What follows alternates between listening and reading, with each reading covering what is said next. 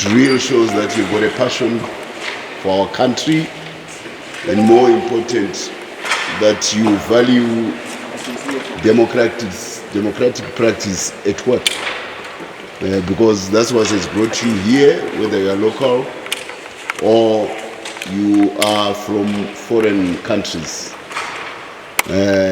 Your numbers alone indicate that we have nothing to hide as a country with our democratic practices. And the fact that you were invited by the Zimbabwe government speaks volumes about its effort at showing the world that the hard-earned democracy which Zimbabwe enjoys is part of the world democratic movement. It's a road. We are traveling. We are a young country. We are traveling that road. We're only 42 years old. Other countries are much older with democratic practice. But we are trying best. And more important, the invitation across the world also shows that we really aspire to try to become a model constitutional Republican democracy. That's what we aspire to. I want to go further to say that you are observing the people of Zimbabwe cast their vote.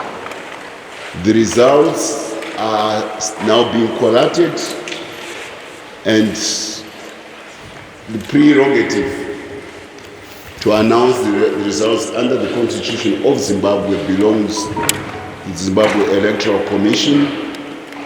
So we, as a party which is responsible, we are making sure that we give Zimbabwe Electoral Commission the space to do their job and come out with a result according to the constitutional mandate which arises from the Zimbabwe Constitution of 2013, which was a national effort including ZANU, which is the main party, the ruling party, but also the main opposition at that particular time, which is the MDC, and of course other interested stakeholders in Zimbabwe. This is the constitution which we are using. It is a product of every political player, of every major political player who is in the game. Even the interviewing of the personnel for the ZEC was a parliamentary process which included the people and the deputies from the opposition. So we are very conscious as a party that we do not in any way try to impinge on the integrity of institutions which we were party to their conception. We are very careful about that. We respect those institutions. We see them as important pillars in nation building. They've got a historical role to discharge. They also have a political role to discharge on the people, for the people of Zimbabwe. So I want everybody to bear in mind that the constitution we are using was a collective effort of MDC, who is now moved into the CCC ramp, of which Advocate Nelson Chamisa, he has become the leader of that particular formation. But you know, he can't, it's not a cafeteria. You can't go and choose your menu. It's a la carte menu. It's offered as it is. You can't choose what you want in your constitution, which you participated in, and then reject other aspects of that constitution. You can't do that. Having said that, I want to salute the people of Zimbabwe. As we await the results, we don't know who the winner is officially, but I can safely say now that there is one winner, and it is the people of Zimbabwe. They are the winners in this process. For a little over 2 days, they went about their task of fulfilling their constitutional mandate to choose who they want to be their ruler at local level, at deputy parliamentary level, but also at the most important office in the land, presidential level. This is what the people of Zimbabwe were doing. And across the land, they did it in the most exemplary of manner, notwithstanding the challenges which may have arisen from an administrative point of view. They went about their business. They did not fight. They did not try to upend the system. And they go in the booth as individuals. They make a decision inside that booth as an individual without anybody breathing down their neck. You make a decision there. So any aspersions about Zimbabwe's being programmed in any manner before election vote so that they go inside the booth as a robot, it's not true. There are no species of Zimbabwe which is a product of chatbot. They are conscious people making their decisions. They do not have software which has been pumped into their heads to make them go and make certain decisions predetermined. No, they left their homes, went to the booth, made their decision, and you saw the process step by step. I think many of you had the opportunity to see the people in the booth. Step by step, the checking, the cross-checking of names. Do you belong to that constituency? Is it your voting booth which you are in? Your name is there. Here is your pen. And the ink is then marked on your finger, indelible ink, to make sure that you prove that you have voted and you cannot come back again. And then you are given the freedom to go inside the voting booth and make your decision. So people who try to make a lot about the pre-environment of elections want to make it as if people of Zimbabwe are software programmed. No, they are not software programmed. They make conscious decisions. I mean, there were efforts at the time to make an issue about the voters' roll. Of course, the constitution of the country does not oblige. But anyway, people went to court about the matter. In a Republican constitution, there are three arms of power: the legislature, the executive, and the judiciary. They cross-check each other. The laws we are applying, they were made by the Parliament of Zimbabwe, as I indicated earlier on in 23. The application of the law is made by the executive wings of the government. In the event that there is disputation or infringement, as any Zimbabwean who is a constitutional entity is free to go to the courts, which was duly done by a number of individuals. And the effect of it, of course, was that we went headlong into the elections with a lot of litigation. This was an attempt to make sure that the system is seen to be transparent. So as a ruling party, we have no issue about people going to the courts to go and find a determination about an infringement.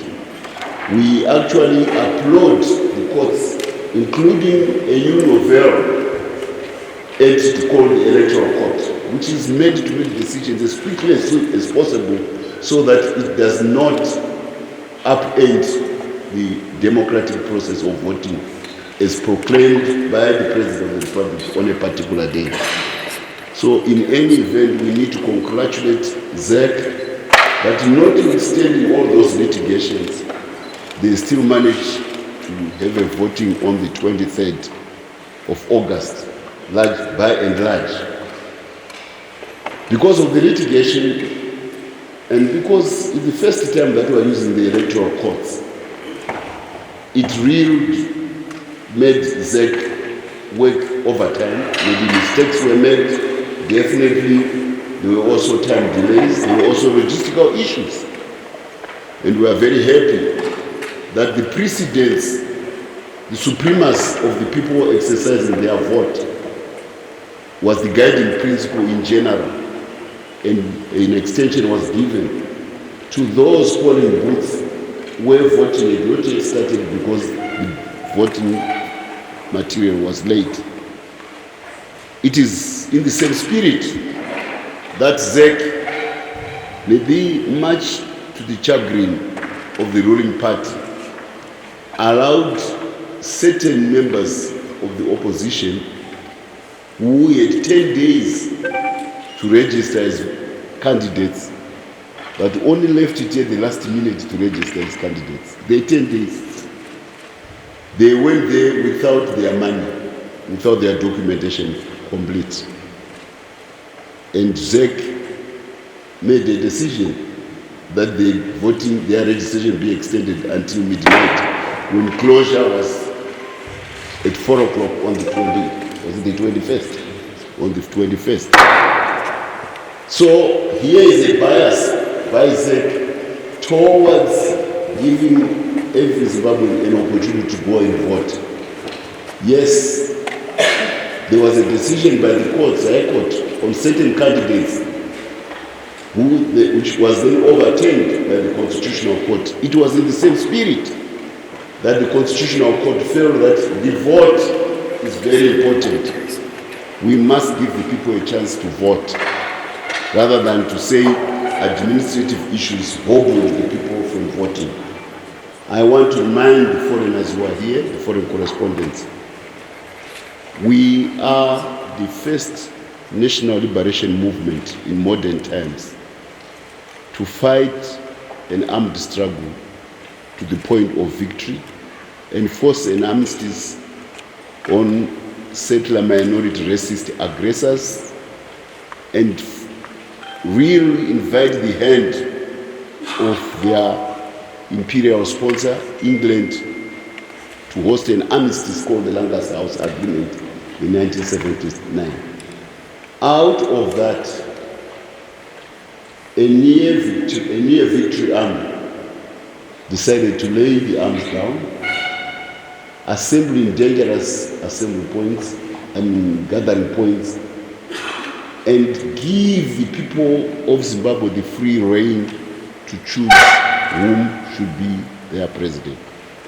By the way, there was no voters' roll in 1979. There wasn't. Yeah. In the event, we assumed office by the ballot box in 1980, not by the ballot. Many other countries, I won't mention them, with national liberation movements, took it upon themselves that because they won the military victory, they are the government. We actually became a template for the United Nations. I'm a diplomat. I've served in several countries. I was in New York. We became a template of how to resolve issues after armed confrontation within a nation. So I want to emphasize that our democratic credentials, one, they were hard-earned by our sacrifice. Two, we actually exercised that democratic right to assume office. I want to dispense with the sanctimonious notions of some certain Western countries, particularly those with an imperial record which never gave Africa democracy, to try to say they can now become proselytizers of democracy in Zimbabwe. No, no, no. Colonial Britain never gave the blacks of this country, the African majority, a right to vote. It never did. From 1890 when they occupied until we won it by the armed struggle. So equally, Washington, a country which has got a history of slavery as the mainstay of its original economy, cannot come and say we are paragons of democracy, therefore you Zimbabwe, you must do things our way. And there is a sobering aspect, the prospect of seeing the reality of seeing a former president in a mugshot, which is President Trump, because he was refusing to accept the outcome of an election. It just means that the road to democracy can be very difficult, even for those sanctimonists who are in Washington. It's a challenge. We accept the challenge, we try our best. to make sure that we travel the road of the law. That's why we have observers, that's why we have principles from SADC. Now, coming to the SADC principles, we want to make it very clear. They are a product of the member states of SADC. They are not administered by a particular individual who may become the head of the delegation. He is only in what is called a fiduciary role, a delegated responsibility. So we hear of a certain head of the delegation from a certain country, of the SADC mission, without prior consultation with his colleagues, fellow observer missions from sovereign states, and without them even having given reports back to their countries, even gone back to their secretariat, because the secretariat is the collective secretariat of SADC. He decides to delve into matters which have nothing to do with his mandate.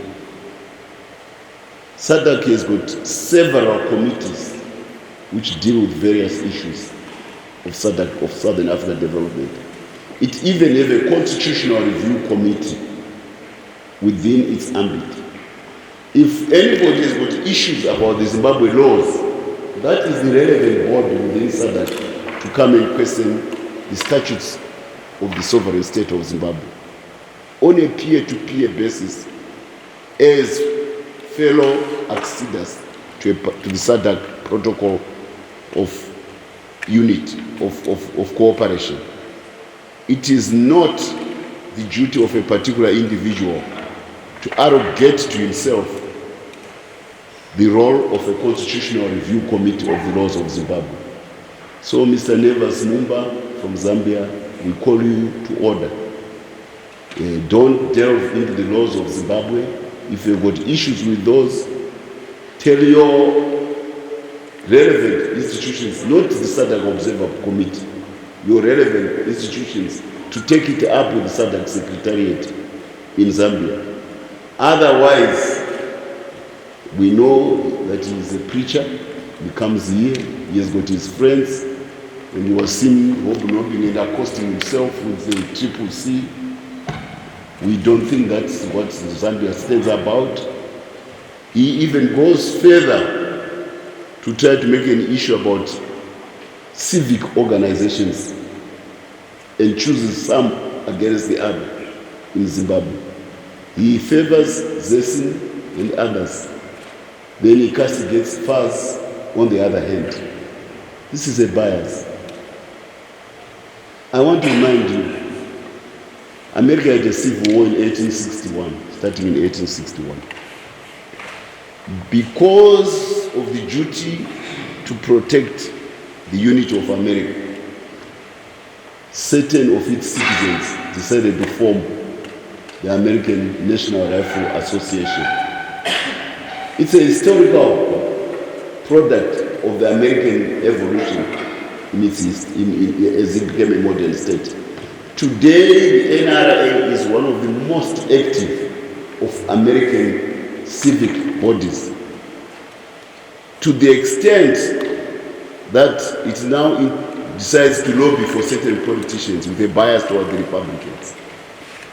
Not only that, you hear of periodic massacres of school children, of people in shopping centers, because America says you've got a right to have a gun. We went through a civil war, we went through a liberation movement. One time the gun was my friend. It's the only other thing I could hold on besides my anything. But we dropped, after independence, so we know guns in Zimbabwe. We don't have a gun culture. But the Americans have maintained a gun culture which is now causing so many massacres in their country. But nobody wants to speak about that from other countries. Now you want to make an issue about our historical circumstances. Our people are naturally vigilant because they fought a war, and they will continue to be vigilant, and they have institutions which are a continuation from that war, like FAS, of our people, like civic committees which are looking at the security and intelligence to say, are we safe? I always emphasize the point. If in Zimbabwe you go into a rural area or certain places and you cannot be identified as to who you want to marry or not get married to, within 3 to 4 hours, the CIO, the intelligence organization of the country, will know.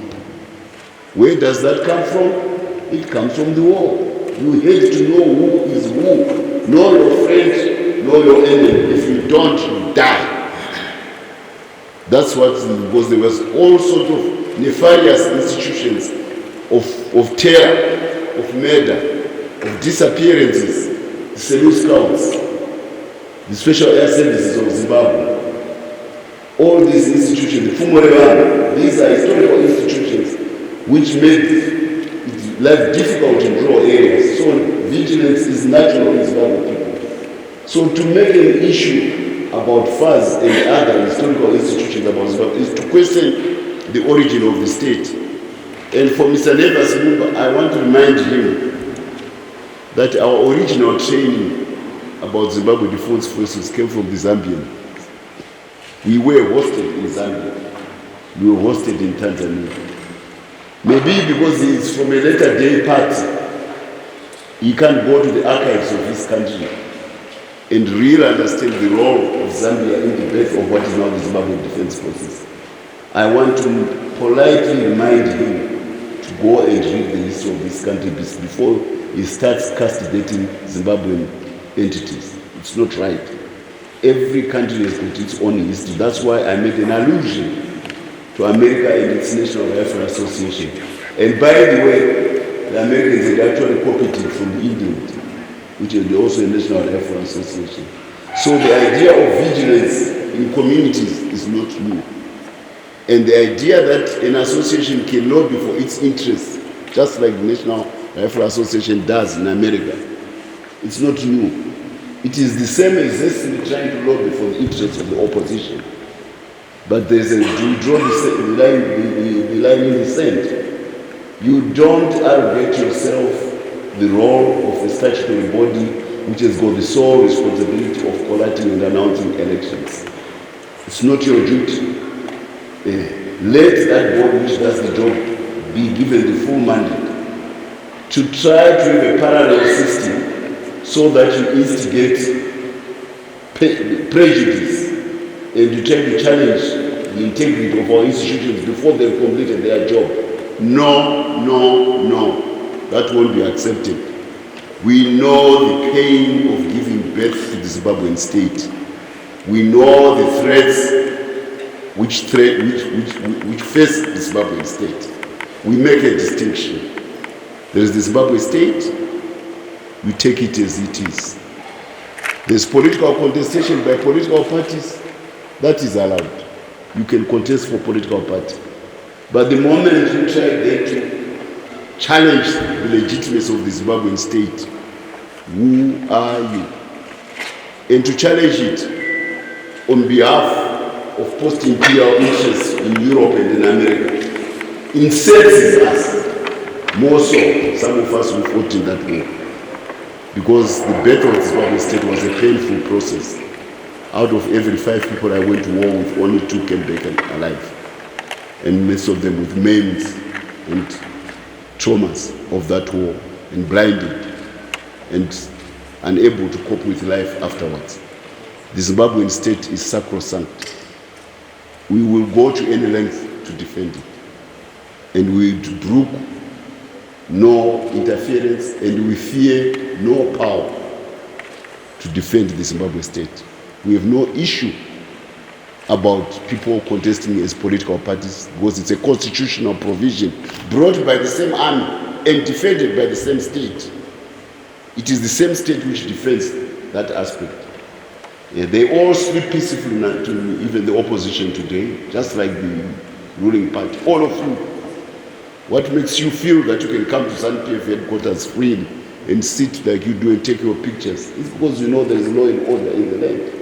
Who is administering that law and order? The Zimbabwean state. Please, give it respect. Give it respect, the Zimbabwean state.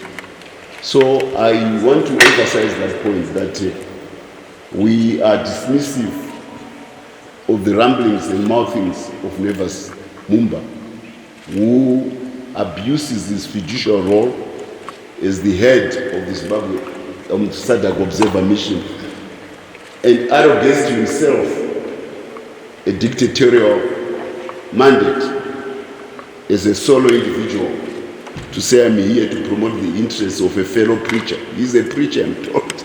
He probably used to come and compare the Bible notes with Chamisa, maybe. He's a preacher. So their camaraderie in the gospel of Christ has nothing to do with his role as an observer of the Zimbabwe elections. We await the outcome of the elections. I will not try to say who is winning or is not winning, because it's not our role as a party to do that. It is the role of ZAC. We leave it to ZAC.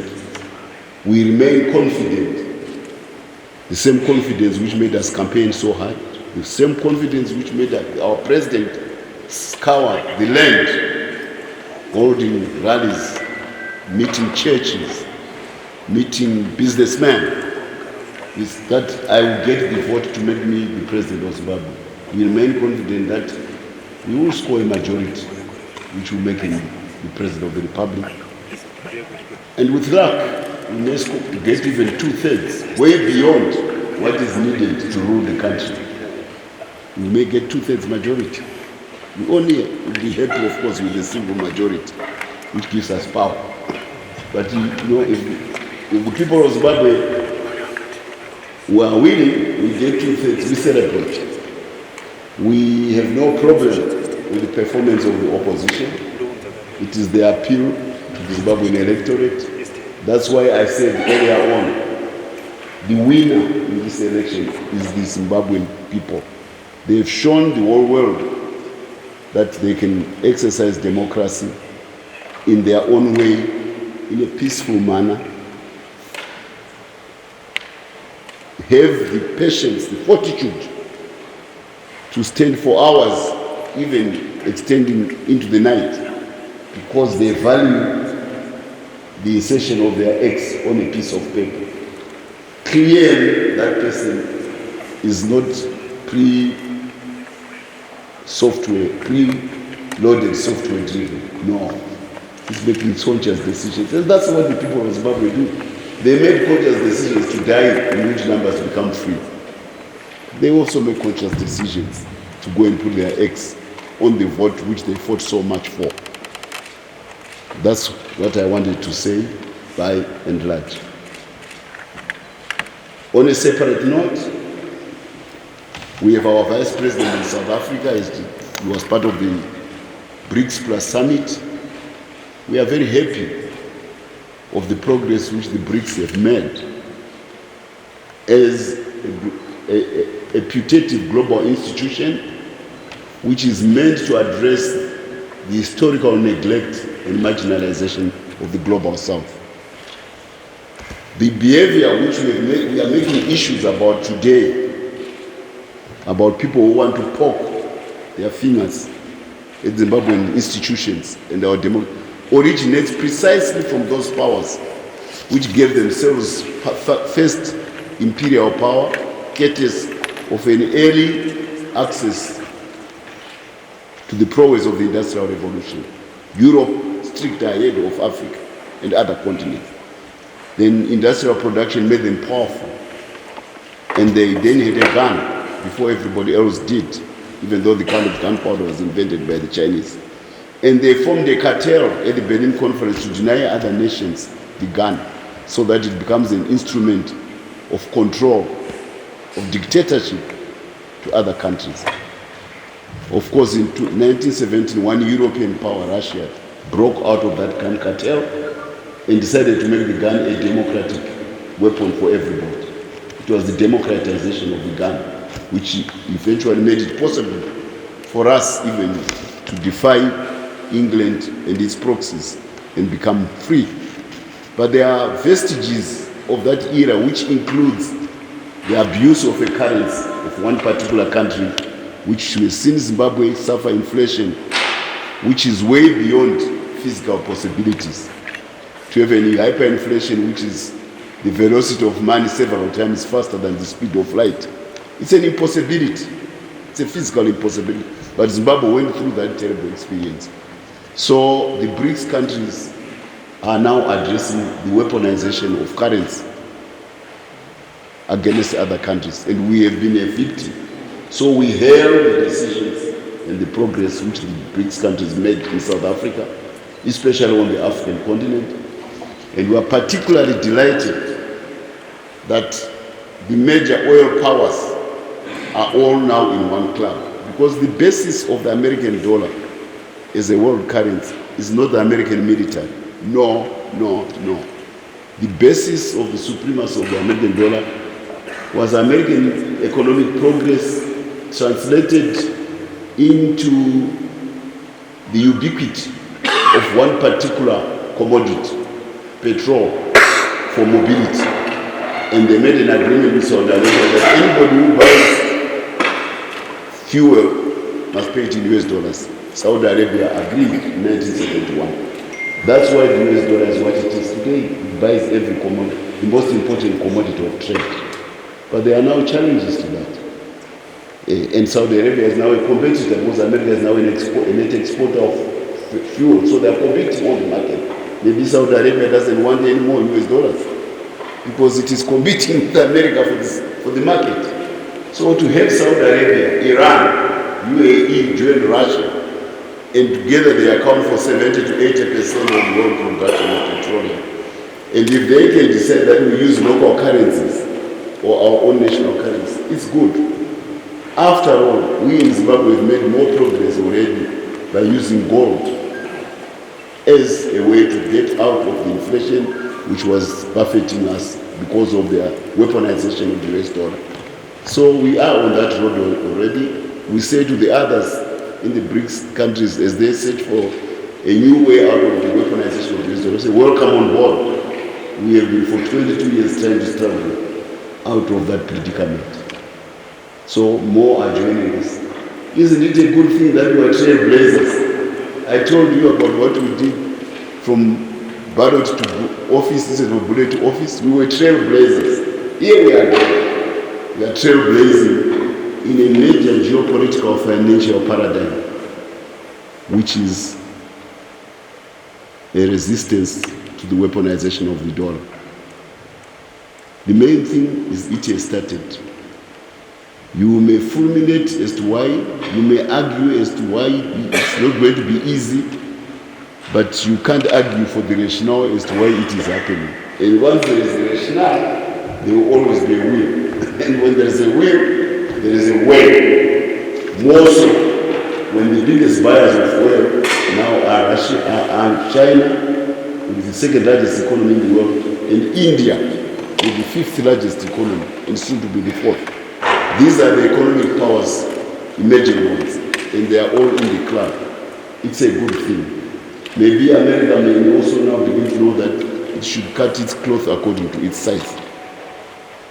Because you can't sustain that kind of military prowess by printing money and then loading the burden of inflation to the world. It costs 4 times for Africa to borrow money than America pays for it. It costs 8 times for Africa to borrow money than Europe pays for it. Can you imagine the burden of development which we face because of the abuse of the Western currencies? So hail to the BRICS. And I'm very glad that Zimbabwe formally acknowledged that it has applied for membership.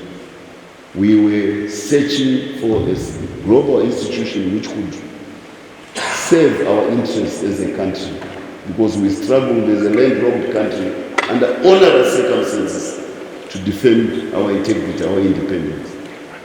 Now it's a wave. The more the merrier. We are happy with that. So it says there is a warning and a caution to those who, when they come for election observership in Zimbabwe, they want to act as surrogates of outside forces. That's why the police moved against some of those organizations. We are happy that they were nipped in the bud, because they were trying to abuse social media to create contestation based on falsehoods about who has won and who hasn't won. When the referee is one, you don't have 10 referees in a match. You have only one referee in a match. You can't have 10 whistles, 4 or 5 whistles refereeing a match. You can't have that. Look at that.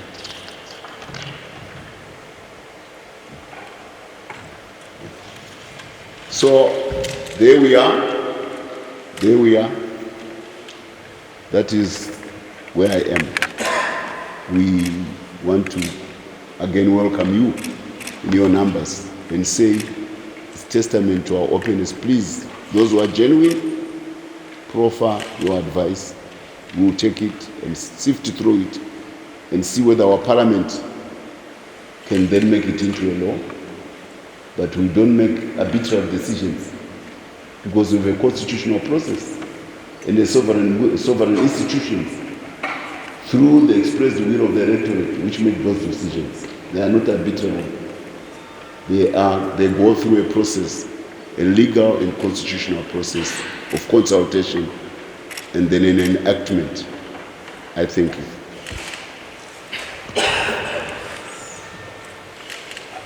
Thank you. You can shout so that we save on time. Thank you. Thank you so much. Unfortunately, Ambassador, I will not stand up for the sake of my colleagues that are shooting vital footage. My name is Kelvin. I am a journalist. I work for the Namibian newspaper in media. And we really thank you for the opportunity that you gave us. The issue of funds has really attracted the attention not only of the SADC Observer Mission, but also has been mentioned by the Commonwealth Observer Mission as well as the European Union Observer Mission. And in this press conference, you've characterized these FAS as a civic-led organization that is in the ambit of such organizations like ZANU PF, for instance. Yes. What we'd like to know from you is whether you can give us confirmation as to whether FAS is registered as a civic society organization. And secondly, what is your response to allegations and reports that, well, this organization has been carrying out surveillance work and intimidating and coaxing voters to vote for ZANU PF, not necessarily operating like a civic society organization that's lobbying, but rather it is intimidating people and telling people that when you get into the booth, we will know through surveillance who you have voted for. Are you able to address those allegations? First, it's a registered organization, and I am not chairman of FAS, but I'm sure my guys will be able to look at these relevant papers to show that it's a registered civic organization. I emphasize we fought a war, and vigilance is in our DNA. We organize our population to make it daunting, not intimidating, daunting for any outside powers to think that they can come and disorganize the people of Zimbabwe and conquer again. Because what was the bane of Africa when we were conquered, when we were enslaved, when we were colonized, was disorganization. And a national liberation movement, the most important task, I spent my youth, I left university to organize people. The most daunting task during the war was to organize people, to offset the asymmetrical warfare advantage of the Rhodesian army with the organization of the people. They became Goliaths with blind eyes and deaf ears.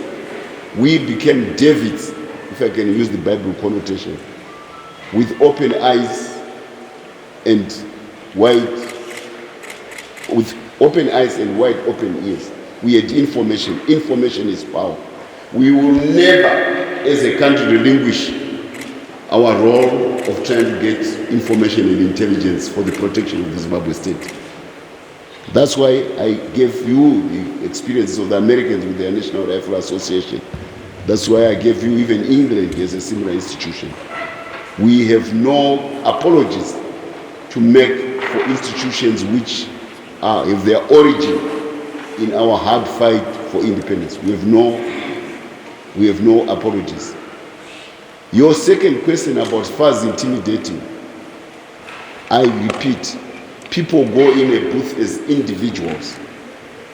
They are not shepherded into a booth. They make decisions as individuals. The Zimbabwean voter is not programmed by software from FAS. Is not. And the performance of the other opposition parties, particularly the main opposition parties, is testament to the fact that people of Zimbabwe are making decisions on a free will basis. Look at their votes. Look at their votes. So why would you want to disrespect the integrity of the Zimbabwean voter? Why would the FAS want to actually impinge on the integrity of the Zimbabwean voter when they know that at the day of the voting, he is alone in a booth and making a decision? If anything, what you have alluded to precisely would be a losing gambit on the part of us, because the decision to vote is made by an individual inside the booth. It will be folly of us to do that, because it will make them lose supporters. So I want to say it is the same effort in trying to lobby or to predetermine what a Zimbabwean voter should do by social media lies, which come from the other organizations attempting and trying to influence the voter. Some of them are nefarious, all of them are nefarious, but still they don't in any way make the Zimbabwean voter fail to make an informed decision once she or he is inside the booth. I hope that answers your question. Thank you. Yes, My name is Leo but I think I'm more interested in the differences between what FAS was doing and what ZANU and DRC were doing. You realize that FAS was also collecting results. FAS was also recording whatever it was recording at its station, polling station. But DRC was also doing it. So generally, what is the difference? To my knowledge, if ever there were zealous elements in the FAS who were doing that, the statutory body which is there to enforce the integrity of the elections on behalf of ZEC is the Zimbabwean Public Police. It intervened where there may have been zealousness, and the SARS were told to march off, and they complied. It's different to have a collection of gadgets in safe houses where you want to give your own version of the results of an election. Yeah, everybody knows what is happening now. You have algorithms standing in for people. Everybody, each time you try to check on your software email, you are asked, are you a robot? You are not. So the dead really comes from those with gadgets more than from anybody else, because they misinform through social media. And you have an army of people connected to other countries, clandestinely quartering in safe houses and hotels, and arrogating themselves the role that we are there to make sure that we supervise ZEC. Who gave you that role to supervise ZEC? Who gave you that role in a sovereign country to have a parallel system of tabulation other than the one which is being made by the properly constituted court? And who gave you the mandate to try to announce the results ahead of the body which is constitutionally delegated to do that? You can't go into any country and just make yourself valued simply because I come from America, I come from Britain, I come from... Who are they, those countries? We know them in history. We lost a lot of people in Africa, courtesy of those countries. We have memories about what those countries did to Africa. They have no right to come and try to make Africans behave in a manner which they want. We refuse that. And that is the issue at stake. Those are not even local institutions. They are institutions which are sponsored from outside the domain of SADC. Ambassador. Blessed. Yes, Ambassador, thank you. Just two quick questions, Ambassador. You said that ZANU PF doesn't have the mandate to announce results, but last night the finance secretary for ZANU PF, Patrick Shinamasa, said ZANU PF was winning with 68%, and that is sort of announcing results. Are you deviating from that position that ZANU PF said it is winning with 68%? And on SADC, Ambassador, why does ZANU PF think that is the only, they have the monopoly of being right? Why do they think that when everyone else disagrees with them, they are wrong and they are puppets of the West? And ZANU PF is the only straight and narrow path. Thank you, Ambassador. I'll answer the first one. One is by pedigree. The answer for the last question. We look at the history of a party, and the anti-colonial credentials of ZANU PF are impeccable. That's why you can see all the black faces which are in this building, they would probably be country head boys, digging mice in rural areas, as I grew up doing in Rhodesian times, until we fought. We fought to be where we are. So we have pedigree, we have DNA of fighting. The other parties which you are talking about, they are a product of that effort. We gave them the constitution through our sacrifice as a party. And we allowed multi-party democracy because we did not want to go the way of the other parties, which said we won by ballot, by bullet, we rule by right of conquest. No. So that's why I was at pains to allude to the historical pedigree of ZANU PF. We don't have the monopoly which you claim. Otherwise, we would not be going through periodic elections. We take them seriously. You saw the way our president was all over the country campaigning. He's a man who takes the voters seriously. That's what our party does. If your assertion is right, we would have sat in our homes and on our laurels, we would have been on our watches and sitting and boasting about our laurels and not having the periodic elections which we are having, which are so transparent as to have all of you here, and to see people voting, and to see an opposition party perform to the best of its capabilities, and for us to be happy with the performance of that opposition party, even if it is against us, because it is an expression of the will of the people of Zimbabwe. This is Zimbabwe at winning, not ZANU PF winning or otherwise. As to those who announced, I hope ZEC will call if they infringed on what the ZEC should know, on the toes of ZEC. I would hope that they will be made to answer by ZEC, because it's an infringement. If it is, let ZEC or let the Electoral Court. We have had many people go to the courts on issues up to now. So the courts are there. I can't defend them, because if they are infringing the law, somebody must take them up. It will be, and if the judge so pronounces, so be it. There's nobody who should be above the law. That's how I put it. Yes, my name is Duncan Hamba from NTV Kenya. The AU, the SADC, the European Union, the Commonwealth, they've called out ZEC because they are saying on 21st they gave an assurance that it was all systems go. Then come the voting day, we had the areas where the election didn't take place until it had to be continued yesterday.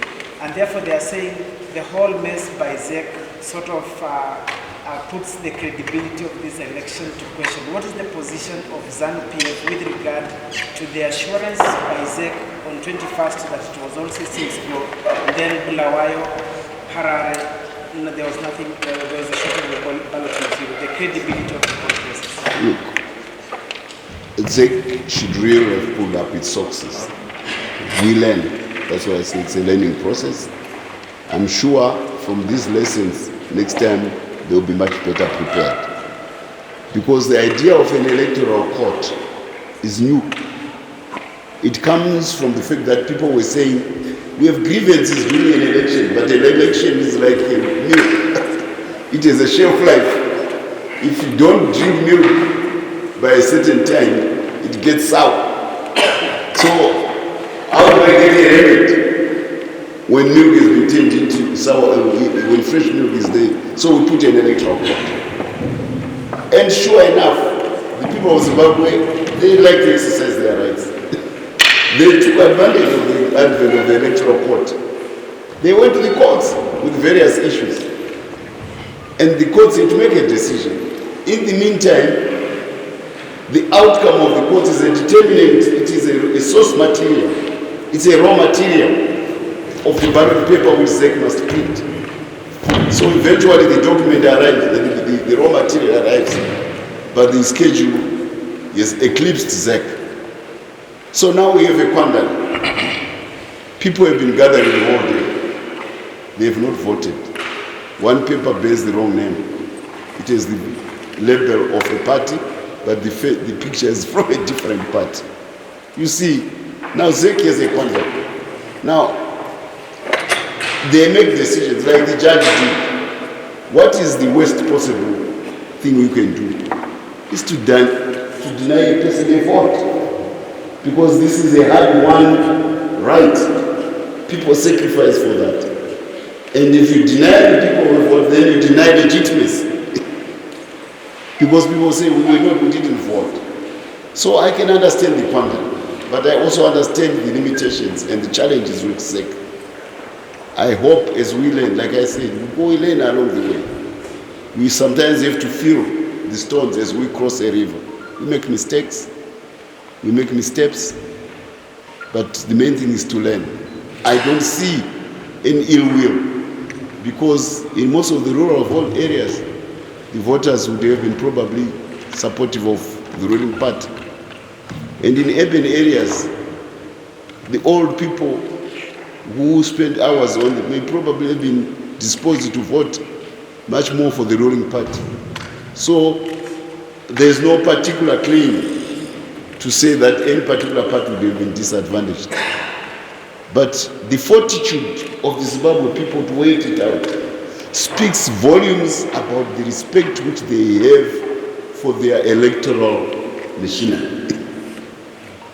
If they didn't believe in it, you would not have had now 70% out of the electorate, 80% of the electorate voted.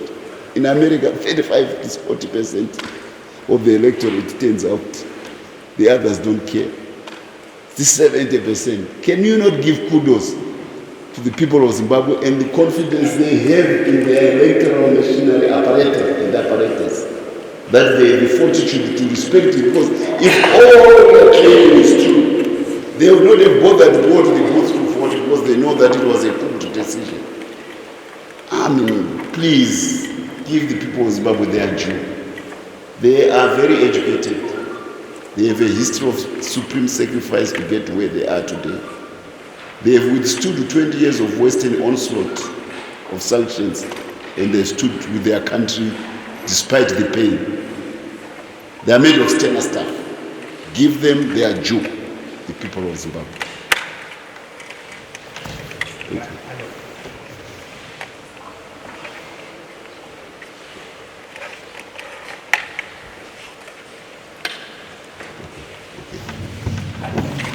You spoke a bit about the analysis of the various resolution issue. Could you just summarize in one sentence, tell us what you make of the finding from SADC, the EU and others that this election is flawed and fell short of the We are reading the outcome. Generally, they respect, there's a lot of difference. Even the SADC, it does not at all condemn the system. It raises issues which are extraneous, which have to do with the Zimbabwe constitution, which was to do with the Zimbabwe body politic. So, we wait for the proper report. They haven't given the final report. These are preliminary reports. So we don't want to preempt people who have got the mandate, their mandate, and who will report to their respective offices. Remember, they are not there, they are not here in their own right.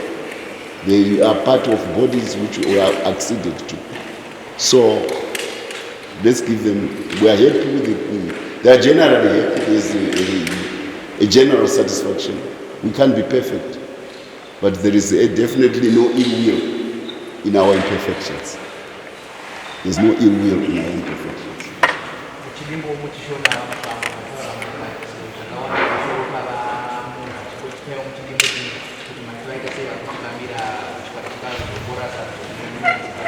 Tiri kukumbira vamunga kuti vasarasike. Mukuru weobserver mission yeSADC ine nyika dzinokwana 14. Iwo chipfungwa dzavo handidzo dzine basa chete asi vamwe vavo vaenda zvekare vamwe vavo vabatsira mukuraonakanakana nekuti vaise pfungwa dzavo vasati vataura zvekare sikodzero yavo